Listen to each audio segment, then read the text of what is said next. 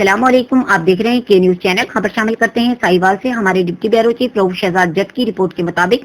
مرکزی امامیہ قصر بتول ساہیوال کی اعلی قیادت نے آج ممبر امن کمیٹی سید علمدار شاہ اور چوہدری اعلی نوریز شکور چیرمین PHA سے ملاقات کی اور گزشتہ روز ہونے والے وقوع شیعان حیدر کرار پر یوم علی کے جلوس کے بعد 300 سے زائد افراد پر مقدمے کا اندراج اور 20 سال قبل فوت ہو جانے والے شخص پر مقدمے کا اندراج اور CCTV کی کوریج میں غیر موجودگی کے باوجود امام بارگاہوں متولی حضرات نامزد مقدمہ اندراج پر گفتگو کی گئی۔ شیعہ وفد نے وقوع کے قانون کی حفاظت کرنے والوں کی جانب سے قانون کی خلاف ورزی اور سخت زیادتی قرار دیتے ہوئے chief of army staff corps commander Okara IG Punjab اور ساہیوال کے DPO اور ڈپٹی کمشنر ساہیوال سے فوری انکوائری کروانے اور ذمہ دار افسران کی فوری معطلی کا مطالبہ کیا ہے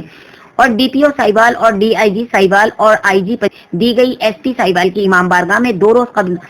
روزے داروں اور نمازیوں پر بدتمیزی کرنے اور گالیاں دینے کے نتیجے میں DPO ساہیوال کو درخواست بھی دی تھی اور احتجاج کے طور پر مومنین نے کمشنر ساہیوال کے دفتر کے باہر دھرنا بھی دیا تھا، جس پر کوئی ایکشن نہیں لیا گیا۔ چوہدری اعلی نوریز شکور نے وفد کو مکمل امداد کرنے اور معاملہ DIG DPO اور DCO صاحب کے نوٹس میں لا کر اسے فوری حل کروانے کا وعدہ کیا ہے۔